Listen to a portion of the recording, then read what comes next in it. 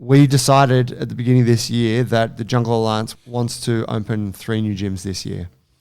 We want to connect with 3 prospective gym owners, and we want to give them everything that we have learned and everything that we know and everything we've created about opening and running a jungle gym, just like ours, just like the ones you see, Botany, Ballina, 5 Dock, Cabarita Beach. And so if you're hearing this and you're like, yeah, I've been vibed with you guys and I would love to open a jungle gym, this is us opening the door to you to come and get in touch, and let's talk about how you could own your own jungle and lead your own jungle tribe. You can get in touch through the website, junglealliance.com, or you can contact me directly, joey@junglebrothers.com. Perhaps you are not that person, but you know someone who might be. Share this episode with them. Would appreciate it. Welcome to the Jungle Brothers podcast. I'm your host, Joey, joined by Paul. Let's get into the show.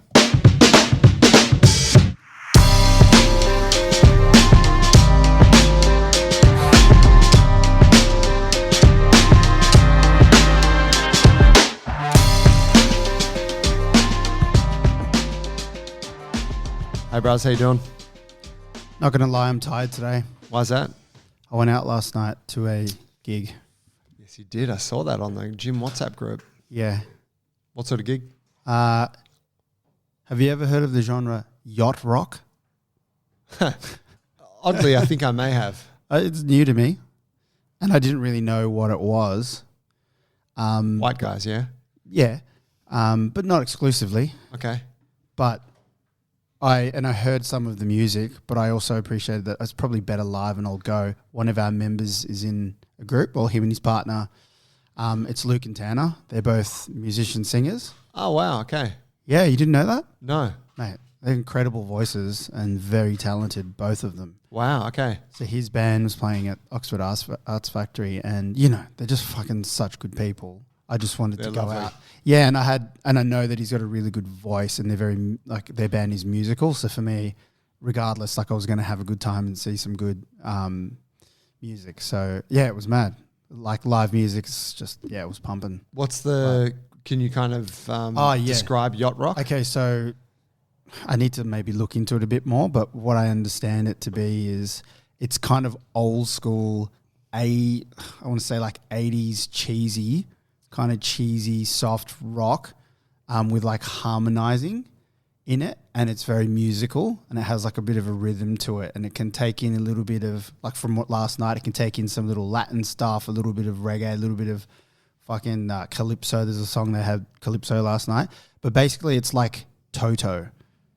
Okay, yeah. And the Eagles a little bit as well. Back in the day when bands used to have, more people in them, because a lot of bands are reduced down to your threes and stuff like that. Just generally speaking. But when you had a wider band and those percussionists and the pianists, for instance, they can also sing. Yeah. So then they have a lot of harmonizing that goes on. And Luke's voice he's got a really good voice. So he's literally belting out these, and then a lot of love songs. Wow. And fucking cheesy guitar that's bringing it in. It's fun. I like cheesy R&B from that era. Right, yeah. And it's just the rocky version of that, I suppose. Equivalent. Yeah. Yeah, okay. Toto's a good reference. I like those guys. Yeah. But I know what you mean. I remember my dad, because I think at some point when I was a teenager, I was like, oh, this is cool, the Eagles or Toto or something, Africa or whatever. Yeah. And my dad would always be like, this is junk. He was whatever, he's a wanker about rock music. Is he? Because he grew up as a hippie. Yeah, gotcha. For him it's Beatles, Velvet Underground, Led Zeppelin, all those kind of classics. Whereas he's this is the stuff that was playing on Top 40 radio when I was a teenager. Yeah. Because I'm but it sounds pretty, you know what I mean? Gotcha, yeah. And so, so I can almost delineate a little, I think I get a feel for the style. Okay, yeah. Yeah, so that was it was told to me that that's kind of the genre that best describes what they do, but I don't know that much about it. I haven't actually Googled it yet and looked into it a little bit more after the gig, which was just last night. Right on. But What time did you go to bed? 12. What a dickhead. But I had it all set out. Like I left, got there at 8:45. They went on at 9:30. The gig was due to leave to stop at 11. Say good day, home, boom, 12 o'clock. Shifted my first appointment back a little bit. Nice. I'm here. Okay, good job. So I wanted to... How are you, by the way? I'm good. That was all I'm me. good. Yeah, it's good. We'll catch up later. I wanted to posit a notion to you, which is that, and I hear this from... this conversation comes up a lot with people our age, with our generation, and the older generation, and that is that the younger generation don't want to work.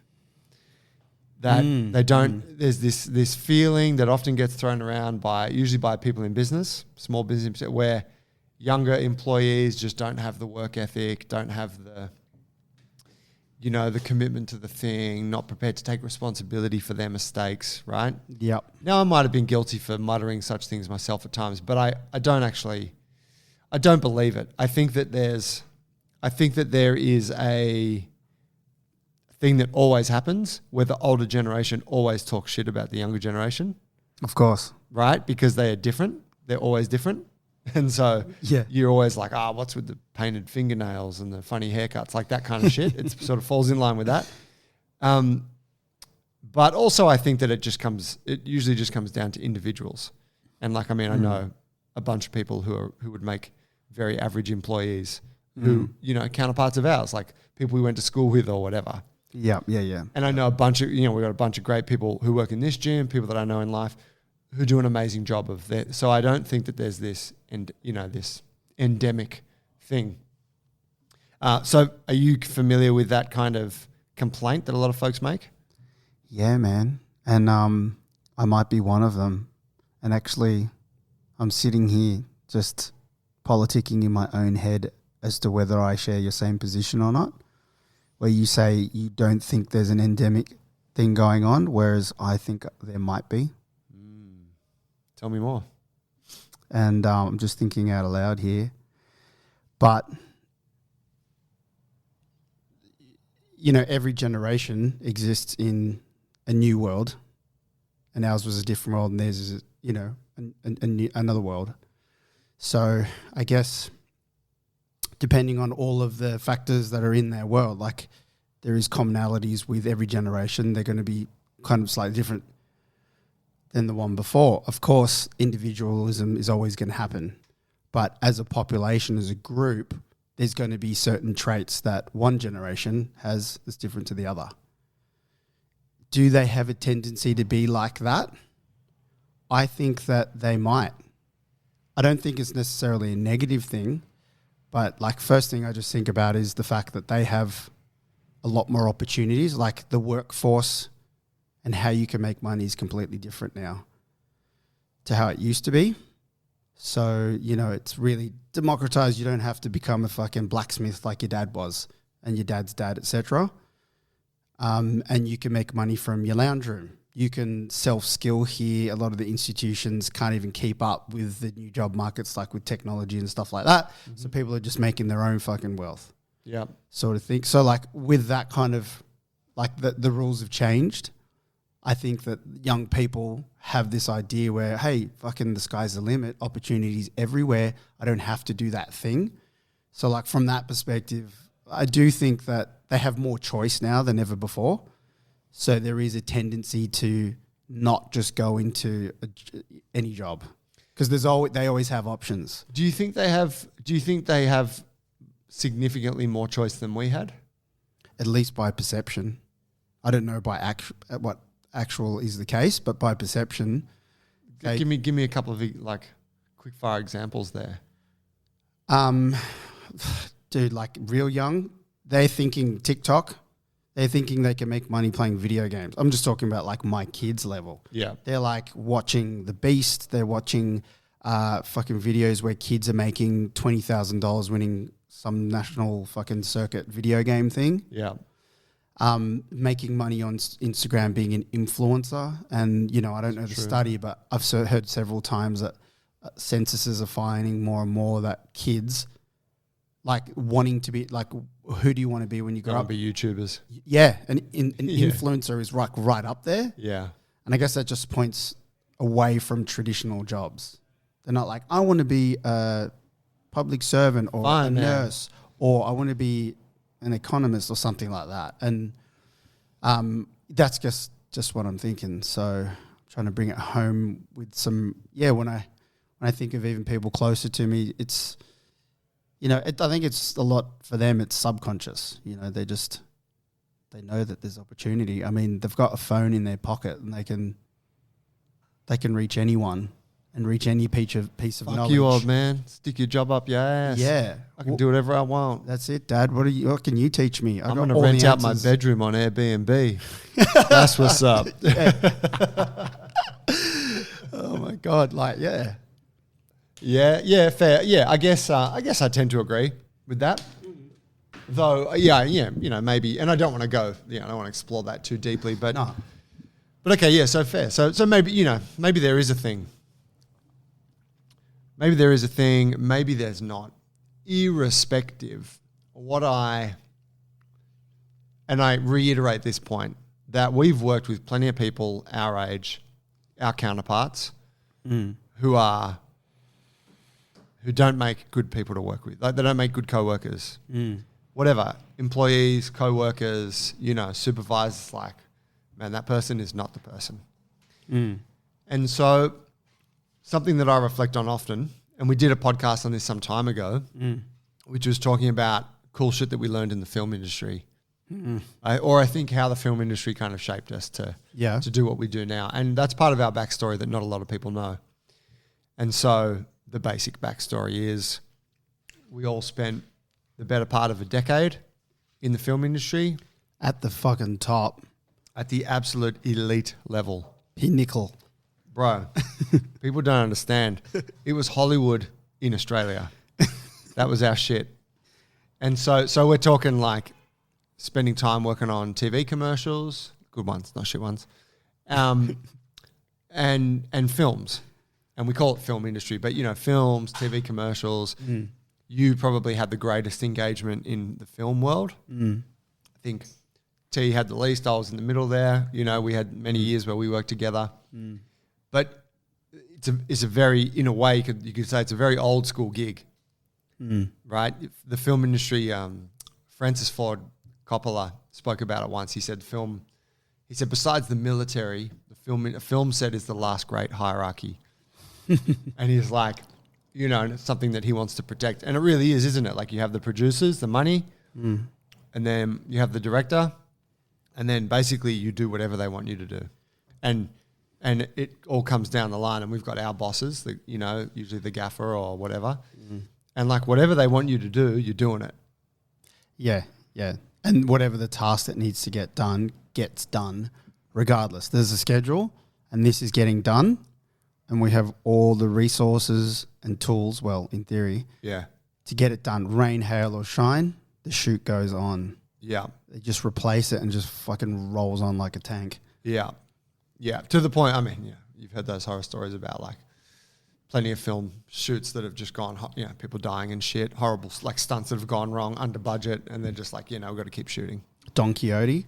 What happened on Don Quixote? I don't know. I just know that I watched it many years ago. It was just some fucking movie that every natural disaster and everything happened to it. There's a movie made about the failure of this movie. Oh, wow. Okay. I think it was a film about his life. Anyway. Well, interestingly, one of the famous films for that too was Apocalypse Now. Oh, yeah. Which they made a doco about, which is called Heart of Darkness. Yes. Saw that one. It's just harrowing. And I think it just dragged on. The jungle that they were shooting in was just treacherous. People were having mental breakdowns. There was all manner of drama, not related to climate. It was all humanity, like human stuff. Yeah. And like we know people like, whatever, abusing drugs and shit, and just anyway. Yeah, it gets done, right? So what I thought, and I don't, we don't have to go like deep philosophical level on this, but I thought like, well, there's a couple of, I see our advantage, you, myself, and Teora. Our advantage has always been that we came from that background together, and that taught us certain things that just allows us to operate a particular way. Yeah. And so I thought it would be cool just to chat on those few things today. Oh, yeah. Yep. So one of the good, and so feel free to throw one in, but let me start us off. Yep. One of the key ones that I see is this ability to just do things. Like, hey, someone's got an idea. We've all agreed that it's a good idea. Now it's time to take action. Let's go. As we know on a film set, there's always a time pressure because they always need to shoot or get set for the next shot or whatever. And so often something needs to be done. Someone has an idea on how it should be done. And you could talk about maybe different options on that idea that would be a better way to approach it. But the reality is there's a time pressure. Your idea is good enough. Let's go. Yep. So Yeah. talk to me about that piece, like thinking about building the gym, thinking about when we have a meeting and we're like, hey, this needs to be done. Yeah, I think that's really important for working in teams, for sure.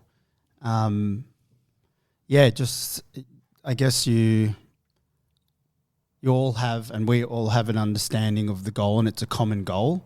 And I guess you really have to do your best to keep your ego out of the way in the same way, like you said, for the military.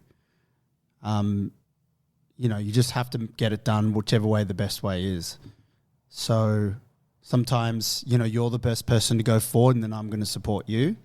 Or maybe T is and I'll support him, or maybe I am. So I guess it's that real agileness, I guess they call it, to be able to, put on different masks, just change shape based on what needs to get done. And, working in the gyms, with a gym, it's no different. I guess that type of trade is useful anywhere, really. It's a really good skill. Yeah, I'm very grateful to have that. And it's easy to say that now, but like fuck that up so many times over the years. Like it takes time to learn how to do that. Yeah. You have to be like a kid, like muttering under your breath at everything they ask you to do for years. Yeah. Thinking you know the best way. Yeah. And then you get your chance They didn't listen to me when I said that we should do it like that. That's what I actually said to do. And then you over time and years and, 1,000 little interactions or more than 1,000 interactions, because there's fucking like hundreds in a day on the films that, you learn that over time. So, that's definitely something that I think we do well. Yeah, I feel like I think the big part there for me, because like everyone I think can agree, like if you're working, you're in a workplace, whatever. It's like, yeah, cool, we've got to get stuff done. Let's figure out how to do it and go forward. But I think there's something in that, like it doesn't have to be the best plan. And you said you said the best plan, but the best is sometimes the one that's good enough that has been put forward now. Versus we could stand here for another 15 minutes and talk about it, but plan A would have been done already. Can hear you saying that. Yeah, I know, right? We can stand here and keep fucking talking about it, boys. Yeah. Hey, why don't we have a meeting? That'd be great.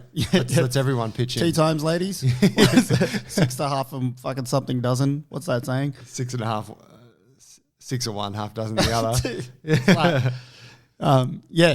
Yeah. And that's like, and then the ego piece about being okay to just go, yeah, cool, I'll do that bit, versus like, oh, why do I have to do that bit, or why, Yep. Man, who gives a fuck? It's a team thing. It makes me think of the same. I was a truck bitch for many years, so I was the bottom of the rung. So whatever. But what a lot of teams don't realize is the truck bitch is like almost the most important role. You know what I mean? It was considered kind of like from the outside, the lowest level. But it was the fucking most key role, which is so stupid, In a way, though, the person that fulfills that bottom end of like often becomes that, don't you think? Like, say at the gym here, the person who think about when a new person that comes on, like Sammy, and you're like, hey man, here's all the tasks I want you to do because I need to free up my time to do the more important stuff. He now holds a lot of power because if he's like, hey bro, I'm not doing that shit anymore. That's right. You're like, well, I can't fucking do it. I'm too busy. I'm too important now. Yeah, bro, I got a lunch date, like in a way. Yeah. And it becomes that. And then that person becomes like, I don't know. Yeah, absolutely. Just a thought.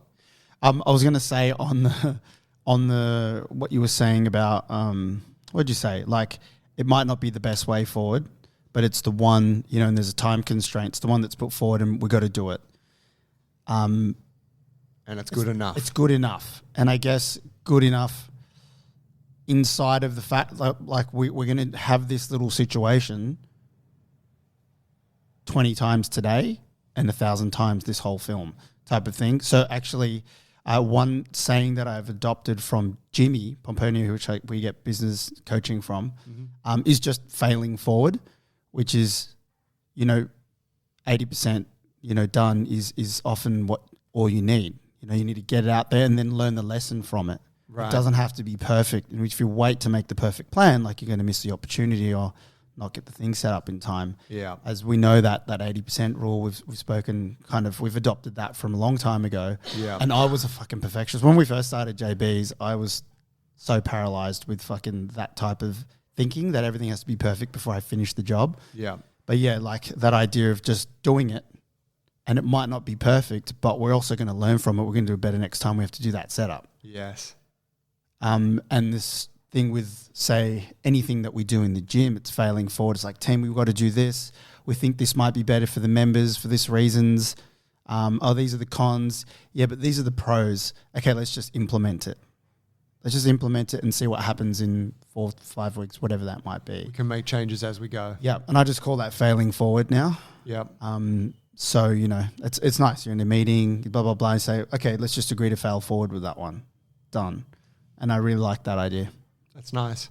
Yeah, because even being able to recognize that when you're in the moment in that meeting and everyone's talking about, like, why this particular exercise selection is maybe not the best choice for that program. You're like, that's a classic one. You're like, look, for us 8 coaches to give another 15 minutes of airtime to this discussion, yes, it's a huge waste of time. Even though we might arrive at an exercise variation that is 7% better. You know? Yeah, that's right. Another one on that. I think I don't really know how to put this, but just the ability to just eat a shit sandwich, like to just do a hard fucking job.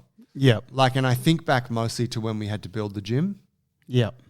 And it's like it's almost a task that many parts of it are they are insurmountable.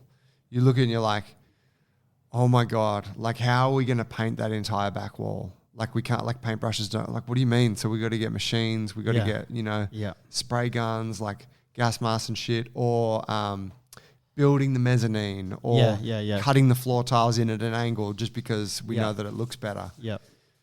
Things that you're like, oh my God, don't know where to start. Now, we have actually had people help us in that gym building process who we've seen just kind of come in and are like a deer in the headlights and don't do anything.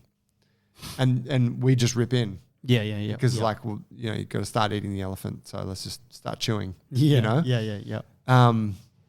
But I think that is huge. And I think back to many times where you've got these huge setups, huge amounts of equipment out, and you just have to, they're like, hey, you got to pack it all away, and then you got to bring it, you got to like reset it again, you got to bring it all out and like put it back out here or run cables there. Like it, and you're like, there's me and one other person. This seems impossible. We better get started. Yeah, exactly. Yeah, fucking eat a shit sandwich. You put that well, and it's the job needs to get done. And when I think about it, there is probably like different stages of your psychology while you're eating that shit sandwich. Like, you know, first you're like in a bit of denial probably and go like, fuck that. That is so stupid. And you're like, why the fuck did they schedule it like that? Like that's, and then you're like, well, fuck it. Let's just get started. And I know that I definitely would just use anger. I'm just like, let's get this fucking shit. Let's do it. Let's just wrap that. Just bust it out. I don't care. Let's get the ute around here, you know, and then you're using a bit of that anger to just get this shit done. It's insurmountable. I always used to use that anger. Just give me that 4-eyes crank. Yeah, I'll carry it. And maybe that's because it also you were that guy. It also got the team going as well. You know, fuck, look at Paul. He's fired up. Yeah. Yeah. Just like unnecessarily doing things in a rush, you know? Yeah. And you're trying to rally, maybe not even just the team yourself.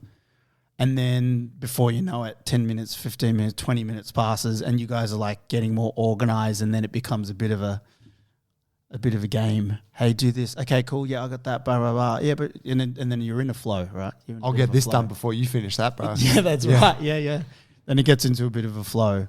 But yeah, eating your shit sandwich isn't just, I guess, as simple as, just bang your head against the wall for 12 for the whole day and build that thing. Although it might seem that way, like and maybe, and sometimes that's like, and this is a very film set specific thing. Yeah. But sometimes that's what your role is. Yes. Like, yeah. Someone told me to do this. I know that they're going to change their mind on this. Like, I know that they're having a discussion right now. Like the bosses about what we're doing. They're going to change plan. Yeah. But we've got to keep moving forward with this. Yeah. That's what we're here for. You know that vibe? Yeah, I do. Yeah. Like something like, hey guys, I need you to go light that next set. There's a chance we might not shoot there today, and if we don't, we're going to need to use all the gear. But just get started. Yeah. And you're like, all right, we're just doing. Yeah, it's like when you know better, and it's all very likely that something else is. That it's not going to be necessary to do this, but you have to do it anyway. Yeah. Yeah, that's fucking oath. And you got the young bloke that's come on to help you for a day, and you're like, mate, just do it, bro. Just do it. Don't worry about it. Which is shit. And like, we're not saying that, like, I guess, you're not trying to put, you're running the gym, you got employees. You're not trying to use people in that way. Not in a business like this. It's not the same as a film set in that specific regard, but there's something in that ability to cop that, to go, okay, cool, no worries. Yeah. Keep going forward until you tell me to change course. I think that happens like here when I think of busy months or busy weeks, when say Dylan's away for 2 weeks or something like that, like which doesn't happen that often, but it's scheduled. And I know we'll be eating some shit sandwiches that week. Just everything's busier. You have to do classes, outside of your regular timetable, and it might be, bookending the day several days in a row. And my mentality is more thinking about having to just get it done after the 2 weeks. It's not like, this day sucks. I'm like, and I always have that mentality. If you're accepting of the shit sandwich, then I'm going to do the best I can out of the shit sandwich. And I'm going to do it with a bit of a smile, because there's no point like just grinding dragging your knuckles around on it. Yeah. To use another film reference. Dragging your knuckles. Yeah, here's another one. Like, I always used to get shitty at people because in the industry, people, they, and it's probably still going on, like on commercials, they would do deals, remember? Yep. Everywhere they'd be doing deals. And they're these kind of deals where they'll only pay you by the 10-hour rate, not the 8-hour rate plus time and a half for 2 hours. Like, no, we just do 10-hour rates. And it's a way of just kind of like... Classic 8 for 10. 8 for 10. 10 for 8. 10 for 8. And, they're just dwindling out a little bit out of everyone to save some more money. And budgets are tighter and shit like that for them as well. But like 10 for 8s became like 8 for 10? 10 for 8. It was standard. But I used to just hate everyone whinging about it the whole time and doing a shittier job because they were on a 10 for 8. Yeah. And I'm like, you accepted it, shut the fuck up and just do the job, because you're like, I accepted it. It's fine. And now I'm going to do my regular level job at a high quality for a little less money, not a lesser job for less money. Yeah. And have a shit day. Yeah, that's a fair I'm point. like, let's just do this. We're doing it. The old 10 for. 10 for. That was the whinge of the town. That's for like a there's long probably time. a bunch of producers sitting around doing a podcast right now. Yeah. Talking about like, hey, this is when we fucking tripled margins. Yeah. And like, I don't know who came up with it, but that 10 for 8, that was revolutionary. God. Like, imagine that, right? You're just like, hey, you got these 100 staff members that you're paying. Yeah. Let's sell them this idea where they're going to give us an extra 2 hours for free. It's fucking genius. We'll call it a 10 for 8. It's a thing. Oh my God. I'm just thinking of a funny story now. I was just thinking of production companies. Remember Good Oil? Yeah. Remember that Good Oil rap party we went to? Where was that? They were one of the trendy rap parties, weren't they?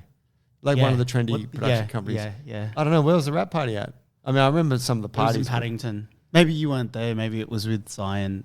Yeah. I'll have to tell you off air that one, Joe. Yeah, fair. Yeah, it was quite funny. Oh, yeah. But they're all doing them 10 for 8s.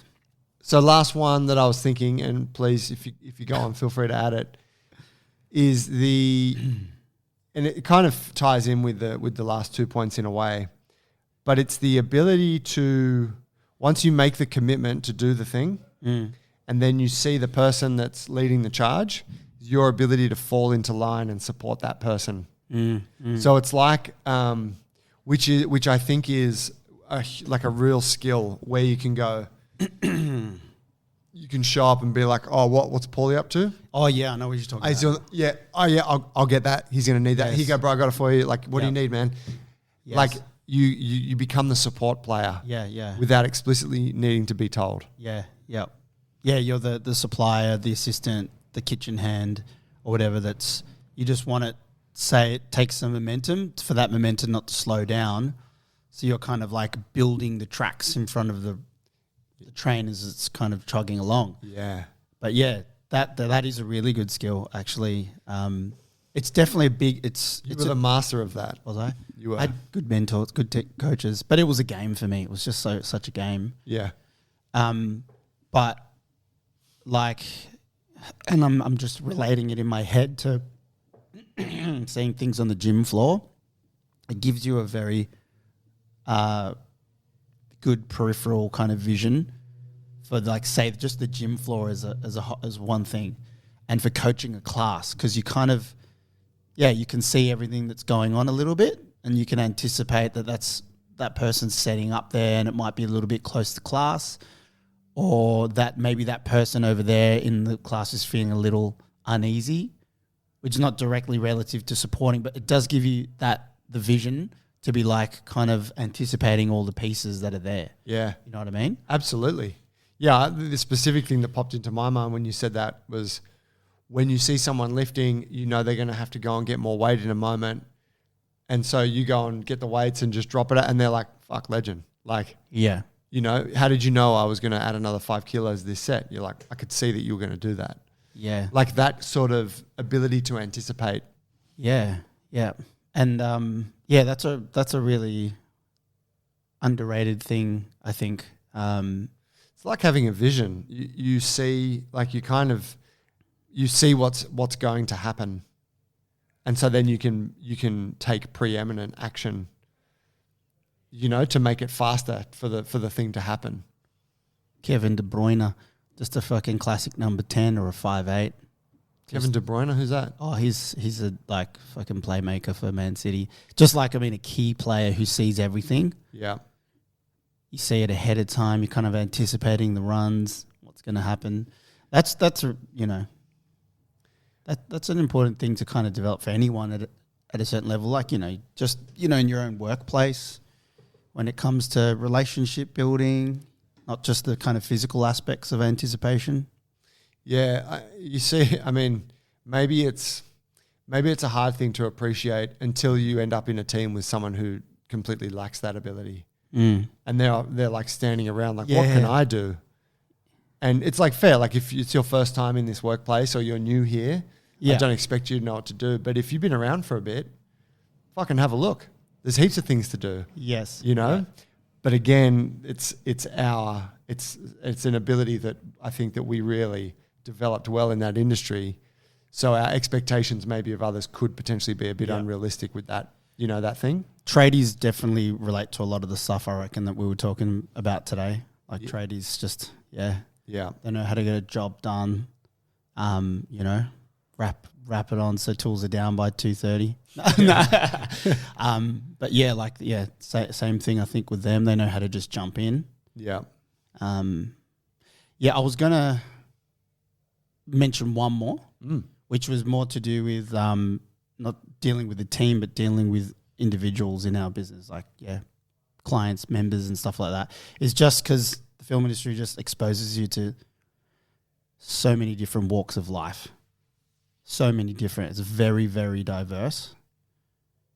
And personalities are really diverse. And yet, as you said, you got to get the job done. you have to work really intimately with those people. So you get in and it's fucking 5:30 a.m. and someone's backing their truck in and someone's fucking something up real early, and you have to go over there and negotiate with that person, introduce yourself. Don't know them. And then, before you know it, you've been hustling and everyone's working really hard even before breakfast. Yeah. And then there's the rest of the day. And that happens like with the short jobs all the time and even the long jobs. It's a lot of negotiating with people. So you have to kind of get good at doing that, seeing a person, measuring them somewhat, and then, negotiating in a way. So I find that it's building a rapport. And building a rapport quickly as well, So I think hugely for me, it's like... Mate, spewing about this 10 for 8, eh? Yeah. Hey, just common ground. Yeah, nice one. Fuckers. Hey, so I was wondering if you could move your truck back. I need to get mine closer to set. Yeah. But like... Mate, have you got any Coke? Hit your back. But like we deal with people here all the time. Yeah. And it helps if you've had a exposure to diverse range of people. You can kind of see a mum that walks through or a dad or a young person and build that rapport, make them feel comfortable and all of those things. Yeah, it's so true. That's like a real, like at its base, like a social, like the ability to socialize, isn't it? Yeah, totally. Which again, is very assumed. Like a lot of folks don't have that, And if you haven't had a job that required it, if you worked in an office that there wasn't really much of a vibe and you just pushed papers or whatever. Or you're just still young. Yeah, I mean, that's right. Yeah, it's a big one. Always when we've had issues with, say, not issues, but like we've had times where like a coach won't greet someone that shows up to the gym or something. And you're like, fuck, how do you not just go and talk to that person? Yeah. But then when you reflect on something like this, you see quite easily how they didn't go and talk to that person. Yeah, that's right. Yeah, it was a real service industry, and you were saying supporting a person. It's like just serving that person, serving the task. Yeah. As a whole. When someone walks in, it's just a service thing. You're like, make someone feel comfortable. Don't know what you might need to negotiate with them later on that day. That's right. You never know when you're going to need a favor. That's right.